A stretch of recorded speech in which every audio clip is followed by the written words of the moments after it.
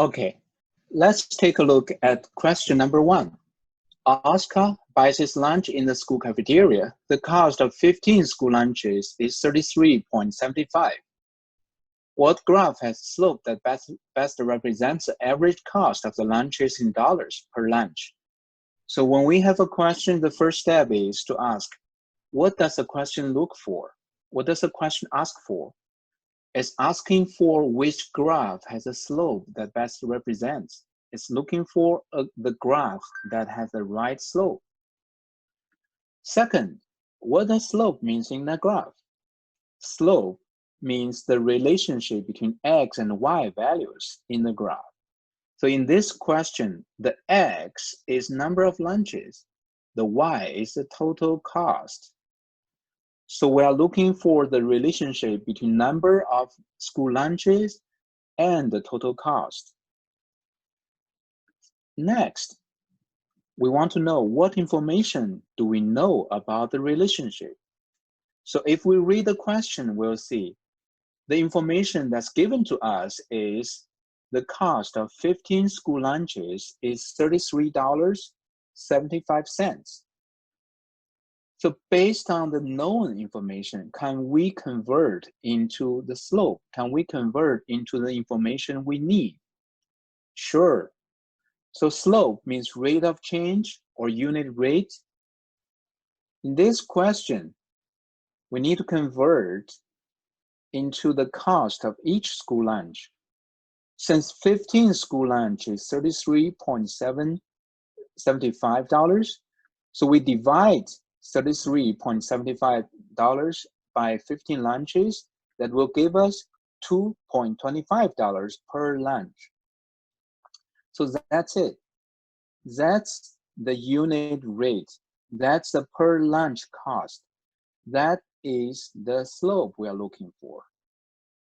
So to help us better understand this, I made a table here.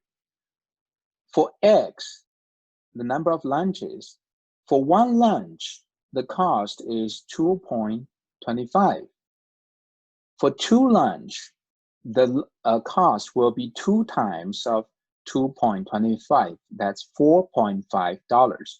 For 3 lunches, we add additional 2.25 that add up to $6.75. 4 lunches that will add up to $9. So as we can see, when the number of x increase by 1, from 1 lunch to 2 lunches to 3 lunches to 4 lunches, the cost increased by 2.25. X increased by 1, Y increased by 2.25. So that's the meaning of rate of change. That's the meaning of the rate of change. All right, now that we understand the slope, now we can look for the right answer. Let's check option A. In option A, when x is 1, the corresponding y, the cost, is a little bit more than 2. When x is 2, the corresponding cost, the y, is a little bit more than 4. When x is 4, the corresponding cost, the y, is between 8 and 10. So that seems like a plausible answer because 1 corresponds to $2.25, 2 corresponds to $4.5, 4 corresponds to $9. So this one seems like the right answer. Well, let's check the others. For option B, when x is 1, the corresponding cost, the y, is between 6 and 8. The cost is around 7. Well, that's too much. We know 1 lunch should cost $2.25. It does not cost $7. So this slope is too big, and this one should not be the right answer. For option C, when x is 1, well, there's not a data point there. Let's check when x is 2. When x is 2, the corresponding cost is between 0 and 2. The cost is around $1. But we know 2 lunch should cost $4.5. $1 is too low, that's too cheap. So that's not the slope we are looking for. Lastly, option D.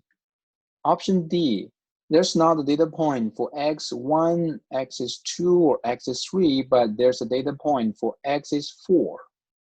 When x is 4, the corresponding cost, the corresponding y, is less than 2, probably, just $1 something.